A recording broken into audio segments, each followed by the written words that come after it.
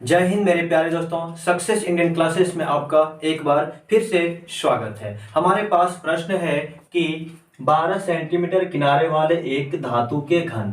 तो सबसे पहले हम 12 सेंटीमीटर किनारे का एक धातु का हम घन बना लेते हैं और ये हमारा 12 सेंटीमीटर किनारे का एक धातु का घन बन चुका है। ठीक है, इसका किनारा कितना है? 12 सेंटीमीटर है। इनका जो किनारा है यानी कि यहाँ से यहाँ वह 12, यहाँ से यहाँ 12 और यहाँ से यहाँ भी 12 सेंटीमीटर होगा, क्योंकि यह एक घन है। ठीक है, तो घन का किनारा सभी आपस में बराबर होता है। अब फिर क्या किया, यह जो घन है वह एक धातु का है। अब क्या कि इसको पिघलाया, इस घन को पिघला दिया गया है और पिघला करके क्या क्या है, 3 छोटे घन बनाया। मतलब रूप इसी प्रकार है लेकिन इसका यानी कि इससे तीनों छोटा है, यानी कि 3 घन जो है इनसे छोटा छोटा है। तो हम क्या करते हैं, 3 घन और बना लेते हैं जो इनसे पूर्णतः छोटा है, यानी कि इसी को पिघला करके 3 छोटा छोटा घन बनाया गया है।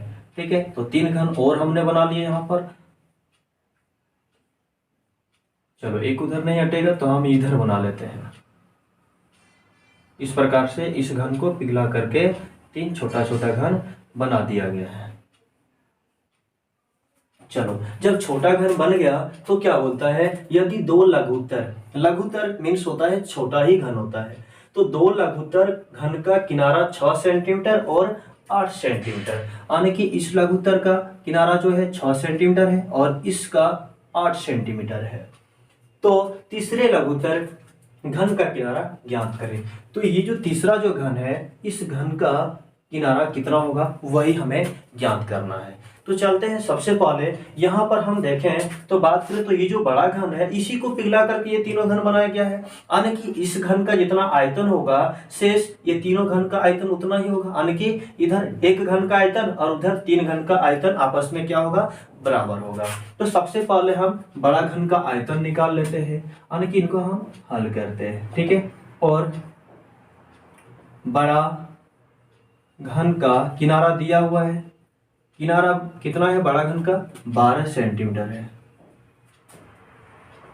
तो इसका आयतन क्या हो जाएगा, आयतन का फॉर्मूला क्या होता है, भुजा पर पावर 3, यानी कि घन का आयतन क्या होता है, भुजा क्यू।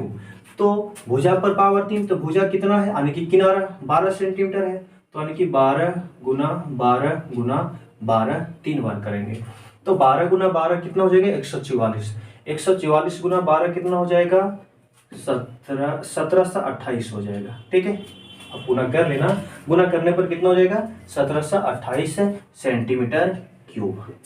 अब हम पूर्णतः ये घन यानी कि 6 सेंटीमीटर किनारे वाले घन का आयतन, यानी कि हम उनको बोल सकते हैं पहला लघुत्तर घन का आयतन, पहला लघुत्तर घन का किनारा कितना है, 6 सेंटीमीटर है।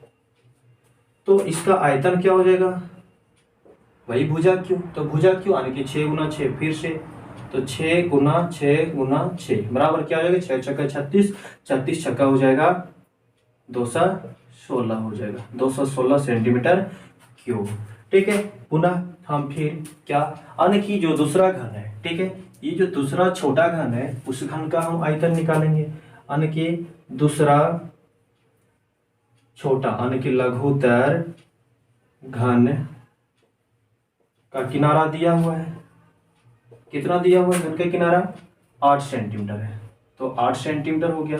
और इसका आयतन उसी प्रकार हो जाएगा क्या, 8 गुना 8 गुना 8 3 बार हो जाएगा, क्योंकि भुजा क्यों, यानी कि 8 गुना 8 गुना 8, 8 गुना 8 तो 64, और 64 गुना 8 करेंगे तो हो जाएगा हमारा 64 8 8 चौका 32 8 से 48 3 51, यानी कि 512 सेंटीमीटर क्यूब आ जाएगा।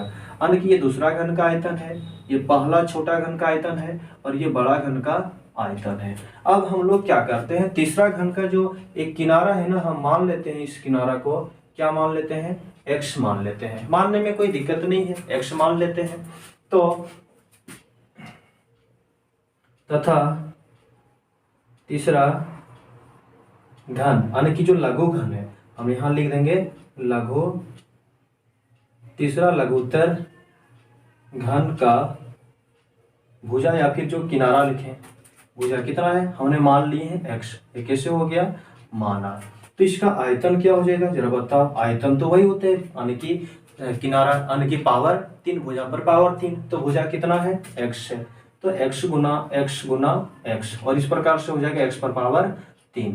ठीक है, अब क्या करते हैं हम यहाँ पर प्रश्न में यानी कि प्रश्नानुसार क्या कहता है कि जो बड़ा घन है ना, इसी घन से ये तीनों घन बनाया गया है, तो ये बड़ा घन का आयतन बाकी 3 घनों का योग जो होगा, आयतनों का योग, वो बराबर हो जाएगा। तो लिखते हैं हम प्रश्नानुसार। तो पहले घन यानी कि इस घन का आयतन और इस घन का आयतन और इस घन का आयतन, यानी कि प्रश्नानुसार क्या होगा 3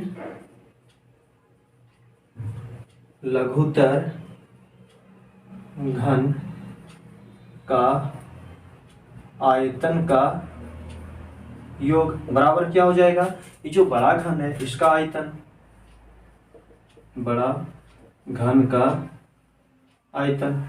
तो बताओ 3 लघुत्तर घन का आयतन कितना कितना है। पहला लघुत्तर घन का आयतन कितना है 216, यानी कि 216 जोड़, दूसरा का कितना है 512, और तीसरा का कितना है हमने मान लिया x पर पावर 3, और बड़ा घन का आयतन क्या है 1728। सभी मान हमने क्रम से बिठा दिए।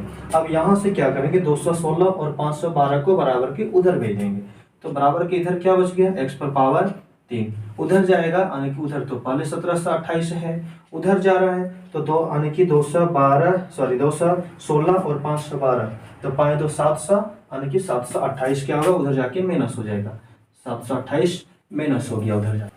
तो यहाँ पर कितना है x पर पावर 3, तो यहाँ x पर पावर 3 हमने लिख लिए बराबर 1728 में से 728 घटेगा तो क्या बचेगा 1000 बचेगा। इधर घन है तो इधर कट के क्या लग जाएगा घनमूल, और x का वैल्यू आ जाएगा यानी कि 1000 का घनमूल कितना आता है 10 सेंटीमीटर। अतः हमारा आंसर आ चुका है। अतः जो लघुत्तर यानी कि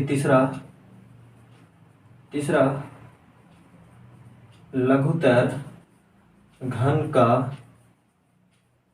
किनारा यानी कि हमने क्या माने x बराबर 10 सेंटीमीटर, जो कि हमारा आंसर आ गया।